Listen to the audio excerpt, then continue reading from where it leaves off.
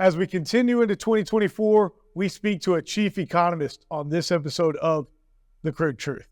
In 1901, at Spindletop Hill near Beaumont, the future of Texas changed dramatically as, like a fountain of fortune, thousands of barrels of oil burst from the earth towards the sky.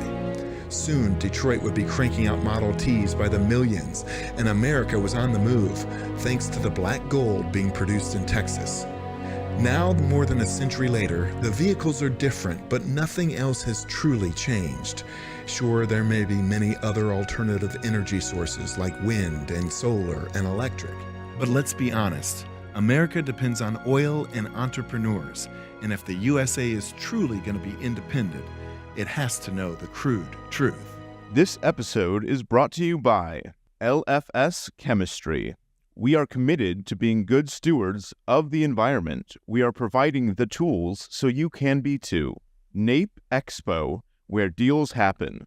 Air Compressor Solutions. When everything is on the line, Air Compressor Solutions is the dependable choice to keep commercial business powered up. Sandstone Group.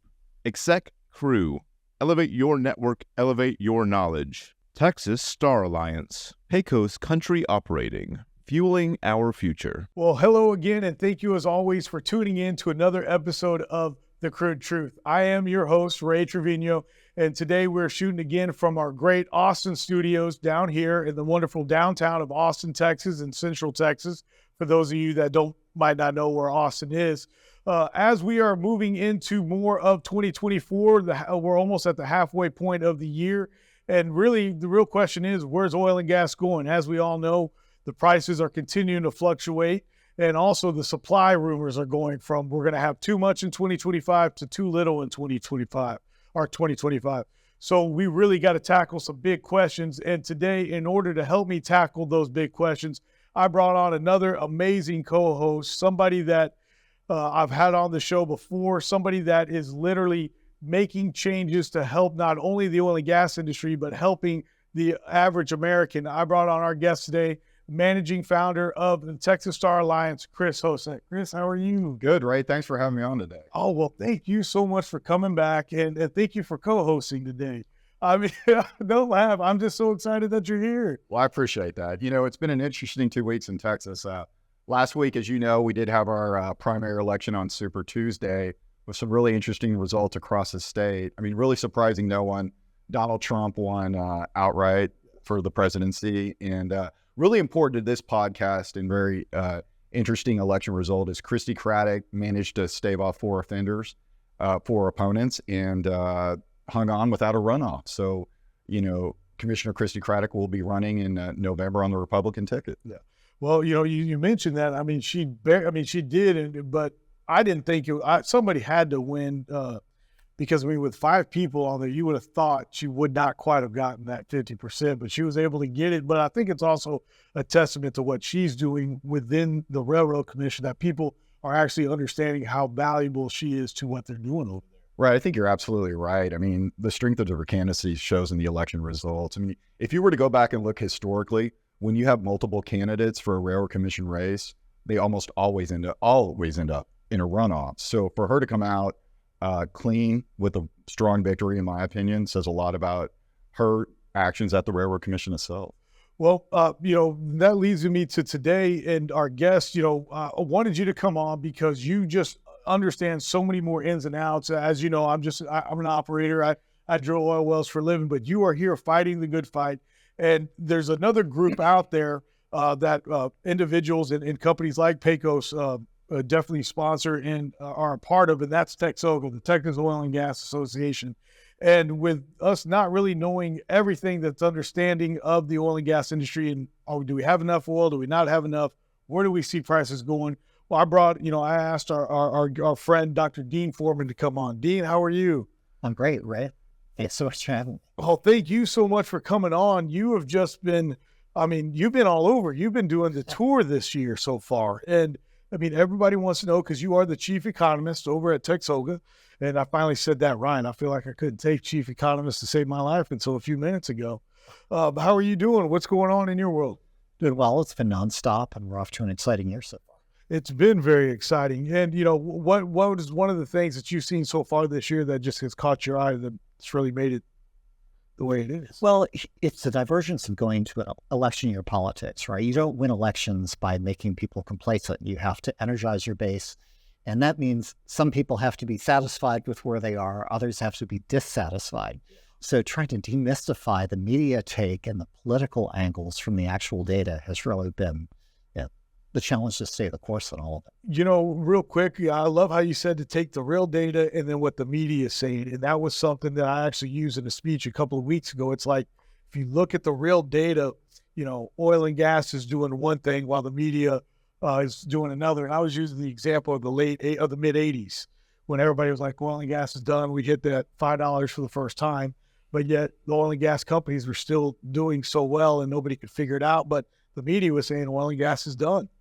That's why I asked you to come on, because your journey to Austin is one that has just been one heck of a journey. And, that's something me and Chris were talking about in the pre-meeting a little bit. And so I'd just like for you to kind of tell everybody why you are a doctor and a chief economist in the oil and gas space. Thanks. My journey's been a long one. It's been roundabout. I grew up in Florida. I went to the University of South Carolina undergraduate, mathematics and economics, and then came back to the University of Florida for both master's and doctorate, and specialized actually more in micro and regulatory economics and econometrics, those sorts of things. Worked 7 years in the telecommunications industry, a lot of regulatory policy things at the state level, forecasting, again, econometrics and using it, and then was recruited to ExxonMobil in Dallas. I had been in Dallas then with what became Verizon, and became the economist in corporate planning for a half dozen years from 2002 to 2008. And it was this nerve center with really great colleagues of everything through the entire value chain, a lot of global, international macroeconomics, energy modeling, Stanford Energy Modeling Forum.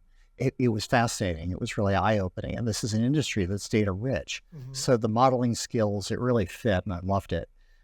To move up, you move sideways in that culture. So I became a treasurer in the upstream down in Houston for a couple of years, and then was recruited to Canada as part of the executive team for Talisman Energy.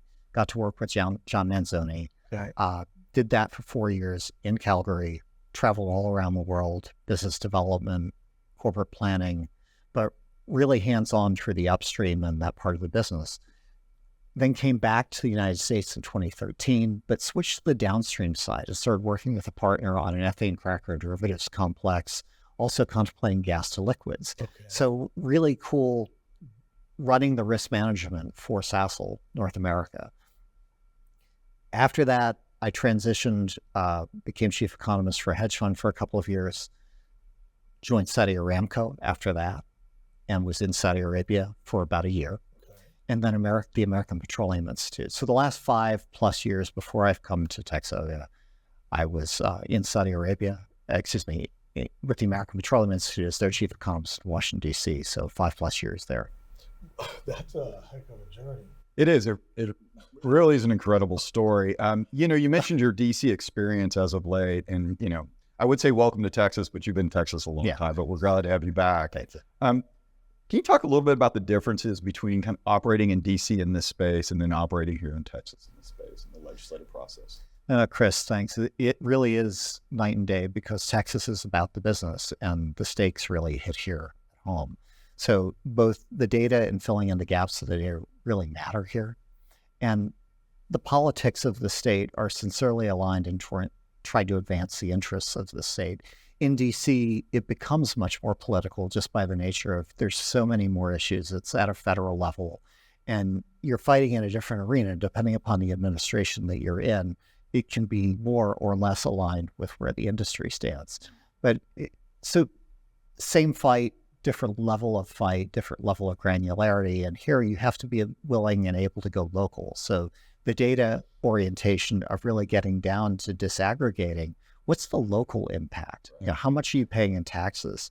What's the GDP impact, the jobs, the wages, all the way down to the zip code and county levels? And that's actually something I love, is being able to go down to those local levels, because it gets back to the state regulatory roots and talk about the impact, the positive impact in terms of developing communities, the impact through the value chain, and the importance of these seemingly macro issues and the way they're laid out, when you're really looking at things that seem like they're just trade or international related, bringing that back home and actually seeing the relationship through the value chain is really important. And I think that's an amazing bit of data you offer for our elected officials here, where they can look and see how many employees are in their district or the impact the taxes has in their district. In Washington, D.C., you kind of talked about the disconnect, and it's more a political space.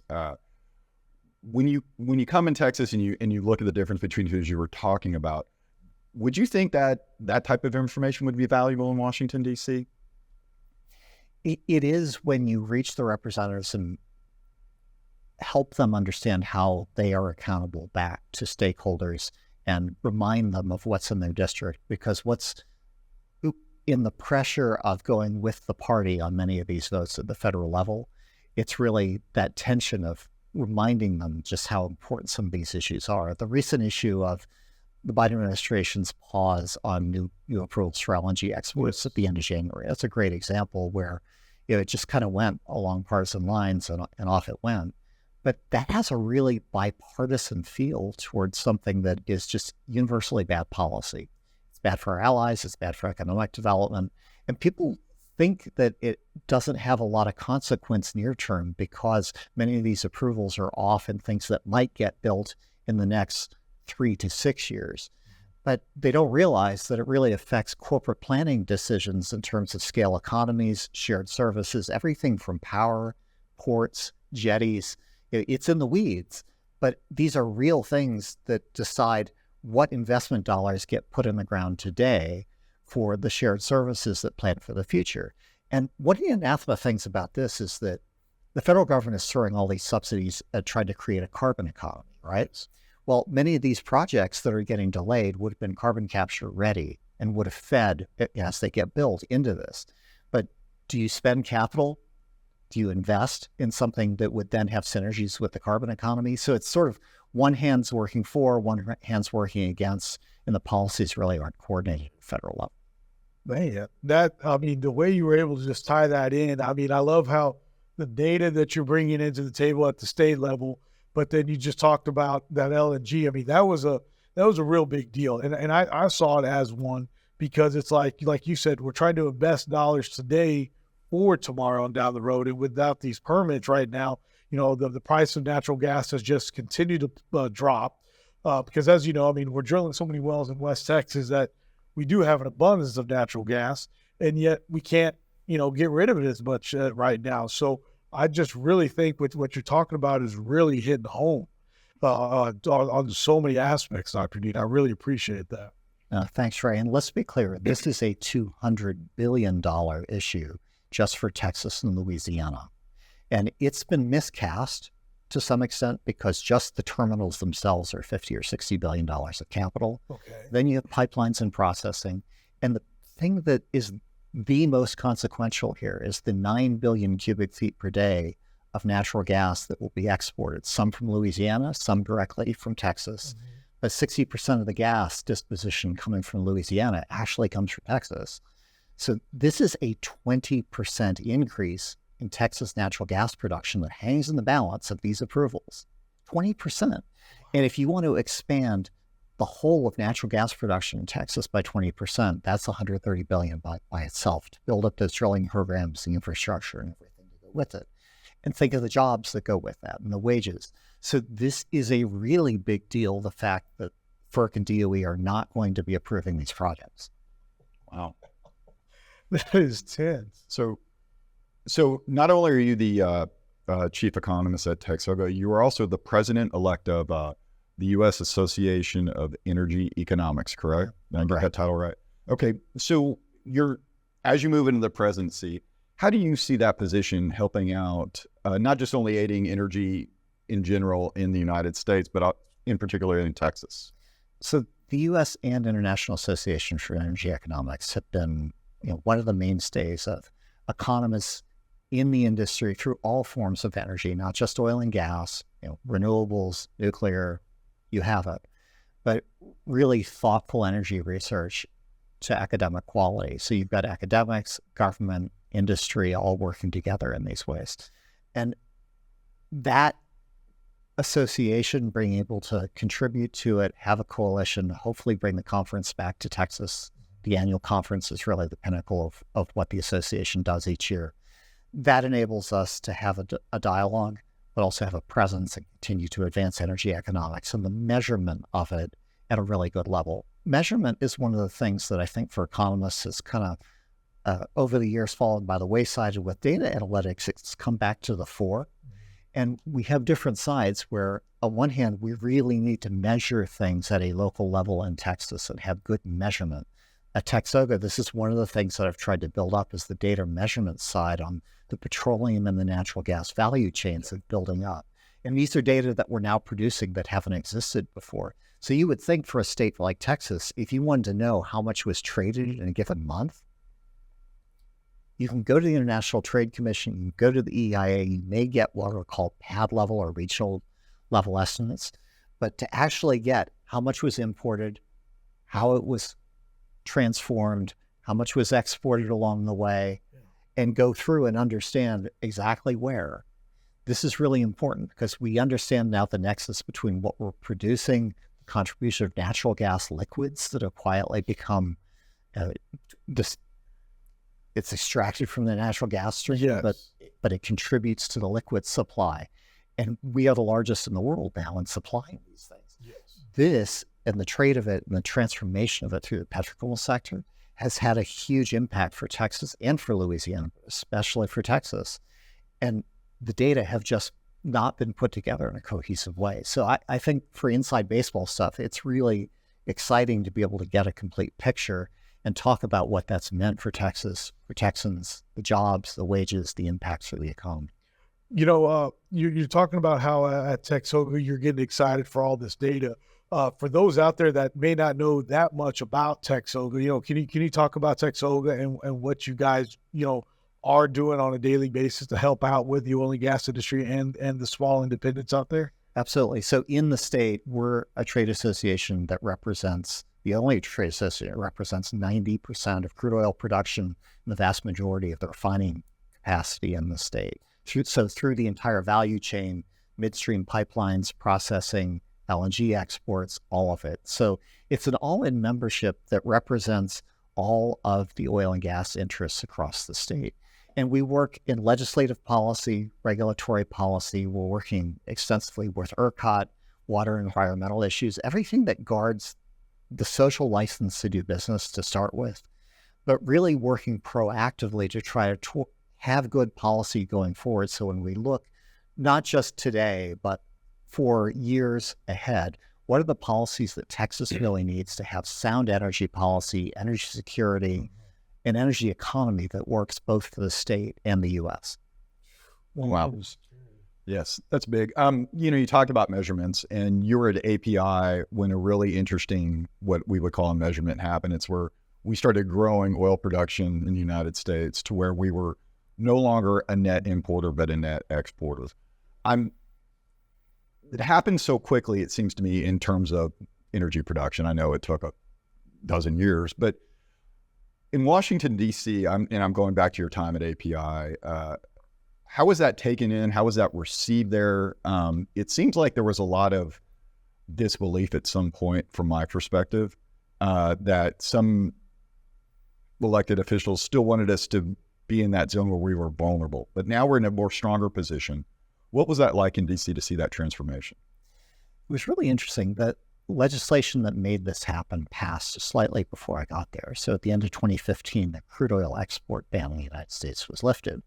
And I think of the way that went through with a lot of resistance, it became, you know, at the end of 2015, in very short order, it was basically legislation that rushed through that enabled this export ban to be lifted. And up to that point, we could export refined products, and with some exemptions, you could send things to Canada and Mexico, but by and large, you couldn't export crude oil.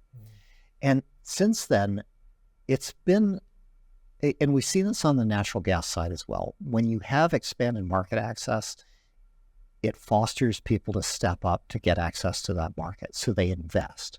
They invest in the production And that has had a feedback effect in productivity. And we've seen this where the ramping up exponentially of crude oil exports ramped up the supply in the United States. We saw that grow over several years.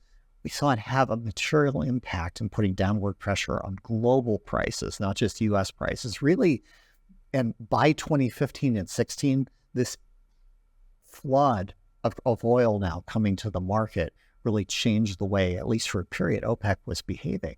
And we've gone through fits and starts in this, where they've dialed back, and we've seen some cyclicality in our industry. And right now we're in a period where the U.S. has continued to be, last year the U.S. was 60% of global oil growth, even still. And it was some smaller producers, whether it's Mewbourne or Endeavor, others that have stepped up.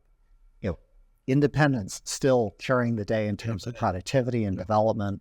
In West Texas, the Permian Basin, they've really led the nation in this kind of growth. So it's been a resounding story that's been made possible by the policy change that had the foresight to see that global market access would grow the market and grow the pie for everybody.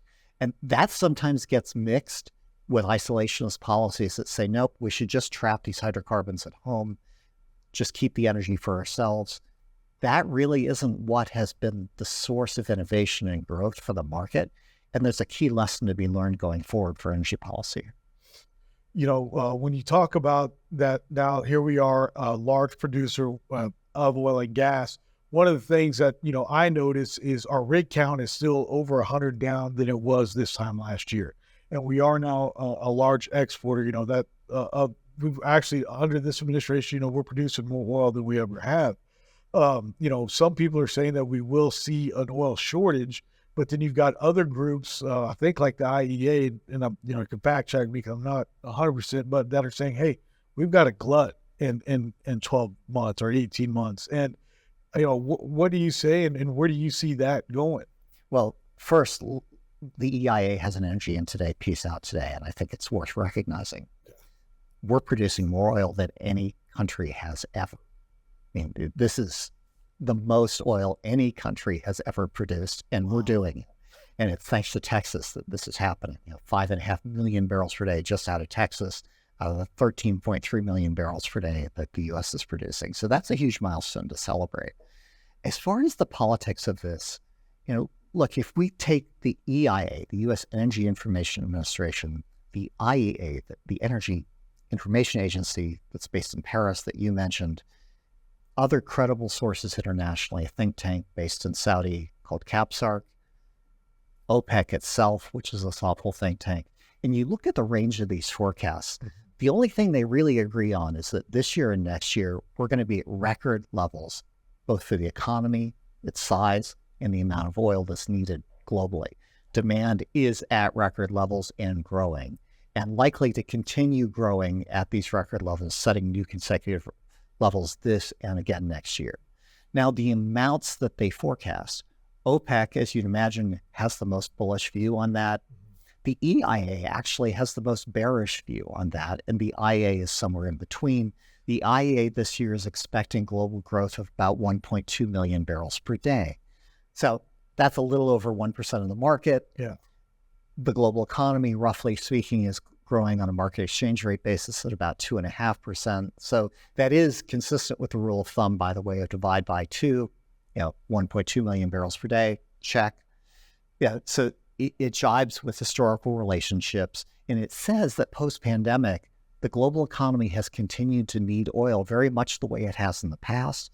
It's integral to both developed and developing economies, the transportation and industrial uses. And as the economy grows, everything that everybody wants, the consumer goods that are made up in the materials, the molecules themselves, very much start as oil and gas. 96% of consumer goods being made up of oil and gas in some way, shape, or form. This is what people can't forget. You can't wish it away. So as we go into politics and energy transition talk, the fact that this continues to grow, and people make the point with coal often. They say, look, in the global energy system, yes, coal has lost share, but we consume more coal globally than we ever have. This also continues for oil and gas. So we need to be pragmatic about making good energy policy that's sound in an economic sense and energy secure sense, at the same time as we pursue environmental progress, which is vitally important, by the way. But we can't wish it away. And we don't do it by stopping progress or wishing that something didn't exist. We have to recognize the fact that there's an economic cost that goes with misallocating resources, so to speak. And we need to really have sound energy policies to make sure this is going forward. Texas has the highest stakes of anyone in the U.S. for this. We need to continue to hammer home that our jobs, our economy, and frankly, the vision of where all this can go, because we can be part of the solution, not just the problem, if you will, in solving these things from a carbon standpoint. Yeah, so when you're talking about exports again, if we could just dial this back, and I think it was really interesting, you just kind of hit on an interesting point. It's not just impacting, the United States or Texas and the Gulf Coast when we talk about LNG exports, but other countries that are developing these facilities to take in the natural gas, right? So think of like a Vietnam looking to develop their natural gas. How big of an impact is it, our ability to export on some of these other countries around the world? Well, in the last couple of years, since Russia's war in Ukraine kicked off, about 70% or more of our liquefied natural gas exports have been going specifically to Europe. And it's backfilled the hole and geopolitical influence that Russia's exercised over European gas. Europe literally lost 30% of its supplies during that period.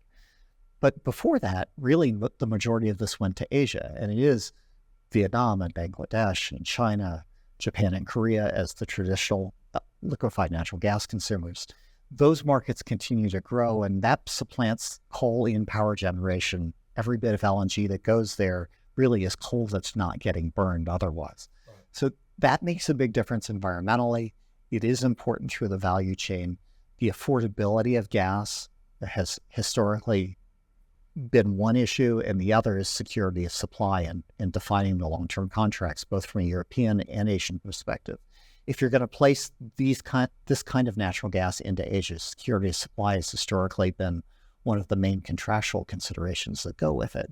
And that's where we come back to this LNG pause issue, is both in Europe and in Asia, it's cast an aspersion on U.S. supplies of, are we as reliable as we say we are? Because if we can't continue to grow and commit to reliable supplies, then that undermines the security of those contracts. Yeah, and on that note, how much of that export of U.S. LNG is from Texas on a percent basis? So if the U.S. exports close to 13 in total, roughly 9 or so is coming out of Texas. And that might be out of both Texas at Port Arthur, Louisiana kind of ports, and the way the U.S. International Trade Commission defines the export zones for Texas. But it's a lot. And if you go facility specific from the IA's data, it can be slightly less. But basically, 8.7, 8.9 billion cubic feet per day consistently in the last several months coming out of Texas. Yeah. So Texas, Louisiana, the leader by far. By far, and almost another 6 billion cubic feet per day, by the way. So going straight by pipeline to Mexico, and that's another important source. Keeping it with this worldview and with liquid natural gas, and the fact that you work for Saudi Aramco, the Middle East has said they're going to start ramping up their natural gas. And I find that interesting at a time when we got those permits that we can now have. Do you see that making an impact in the near future at all? The fact that they might be able to pull some more natural gas out? It can, but again, this comes down, and you're referring specifically to Qatar. Yes. Saying that it'll step up and provide some more trains. And think of it this way, Qatar monetizes the same gas reservoir as Iran, right? Okay. They share it, and it's really a race to monetize it on either side of it. And historically, they've been able to tap more into it, export more LNG, and it becomes sort of a credible threat of, well, I've announced I'm going to build this, so therefore you won't build. We need to see what actually gets built. Okay. People don't necessarily, historically, Qatar was the home of trying to set up NOPEC, to set up a cartel for natural gas. And they were the ones that led it, trying to get BTU parity pricing, the highest pricing for natural gas. It's energy equivalent with oil, $16 per million BTU at that point. And today we're sitting, in Europe with maybe, $6, $7 per million BTU. and in Asia, $8 to $10 per million BTU. So despite everything with the disruption to Russian supplies, thanks to U.S. supplies being exported, the world market is well supplied for LNG. This is remarkable. Yes. Because we've had it, it's a little bit warm, but it's been a somewhat normal winter that we've gone through. And despite the loss of these Russian supplies, the global gas market has worked really well here. And this says that we need to continue to grow this in a way where we're not getting a cartel in it. The U.S. influence has helped keep energy affordable and make environmental progress along the way. When you talk about how we continue to produce and, I've been watching the price of oil, obviously. It's kind of, what I have to do on a daily basis. We've really only fluctuated $10 for the last several months. And some people are saying it's because we are producing as much as we are on the world stage that we actually are fighting against those roller coaster prices for once. Do you agree to that statement that people have said? I mean, in general, that's true. I mean, and I think you're referring to oil when you say kind of $10 fluctuations. Yes. And I mean, it is pretty amazing. And we were talking before about all the geopolitical issues that are out there right now and how, whether it's transport through the Red Sea or other things that have come with conflict specifically in the Middle East, we still have $70 to $80 per barrel oil. Yes. That's pretty remarkable. Yeah, that's one thing that I told somebody the other day in an interview. I was like, they're like, can you give me a price? And I said, no. I said, everything that should have happened, we should be up $15, $20. But, it hasn't happened, and it's just due to our production. But if if we had a hurricane come through that disrupted supplies, you would see a pretty big price impact, likely in a short period, because the U.S. is so important to supplying global supplies today. Wow, man. And Texas supplies most of that. Well, Texas is, again, 5.5 roughly per million barrels per day out of 13 that we're producing in total. And it's a big part of the exports. Wow, it's amazing. If we bring this back a little bit to Texas, I just want you to expand on something. At the Capitol during our legislative session, numerous organizations have their day at the Capitol. It could be county day at the Capitol. It could be city day at the Capitol. I think you guys at Texoga do something very unique. You do an energy day at the Capitol where you bring in a lot of companies.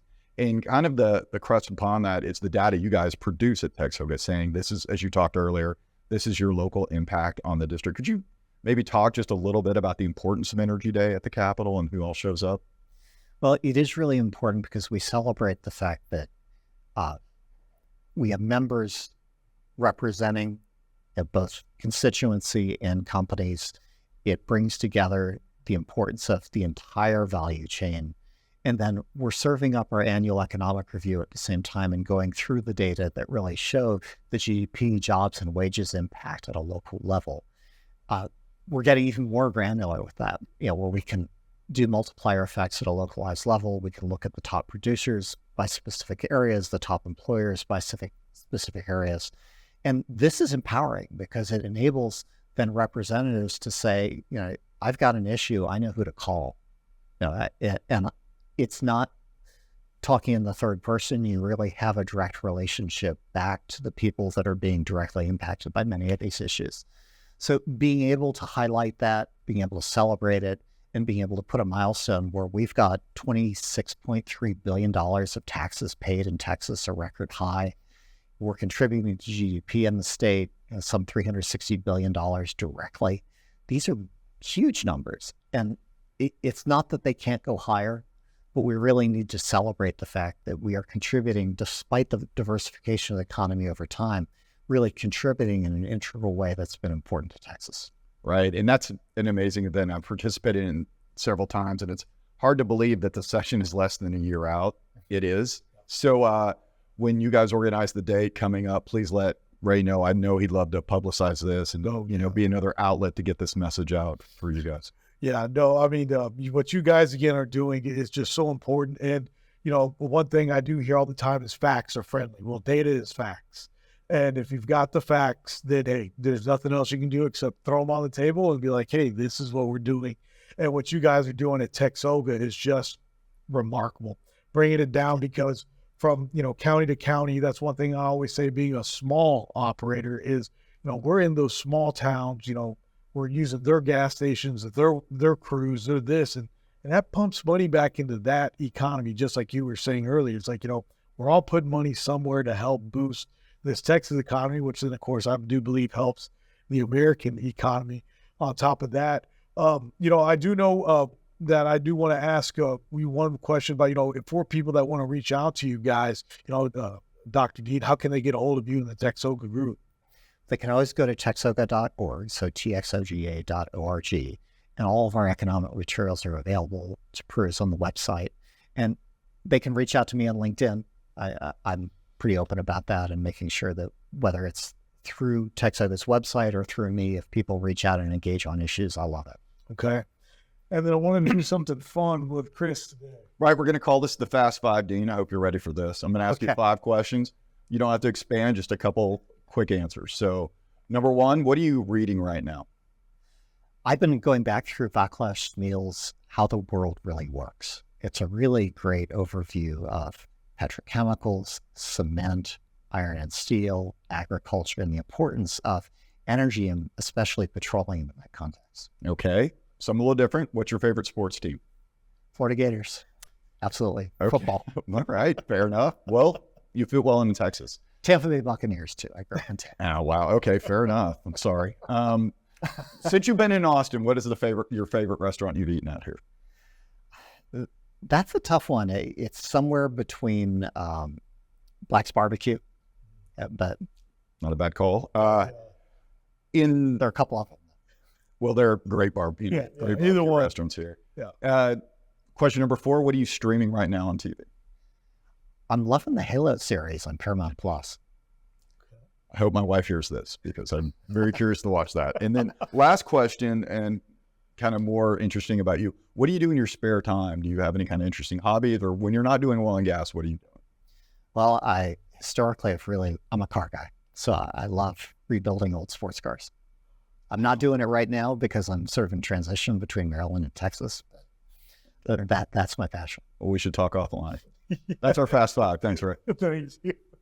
Well, I just cannot thank you again, Dean, for coming on. Chris, thank you so much. First of all, again, for all the work that you're doing, and thank you for co-hosting today. Gentlemen, would either one of you like to leave anybody with any parting? And Chris, I do want to ask you this. Yeah. How can people get a hold of Texas Star? Oh, you can find me online as well. I'm under Texas Star Alliance, and like Dean, I'm available through LinkedIn. And guys, I cannot thank y'all so much for coming on. Dr. Dean. Thank you. Thank you, Ray. Chris, thank you guys. And again, if anybody out there has any questions for any of these gentlemen, please reach out to them, reach out to me, and we'll see you again on another episode of The Crude Truth. Again, The Crude Truth would like to thank today's sponsors: LFS Chemistry, NAPE Expo, Air Compressor Solutions, Sandstone Group, Exec Crew, Texas Star Alliance, Pecos Country Operating, and Real News Communication Network. The easiest way to start your own podcast and TV show? Real News Communications Network. Stand out from your competition. Produce streams of high-quality social media content. Become a thought leader in your industry. With RNCN, you get to be the host. We handle everything else. Tour one of our 3 locations in Dallas, Fort Worth, and the Colony. Call 972-402-6333 or visit launchashow.com to find out more.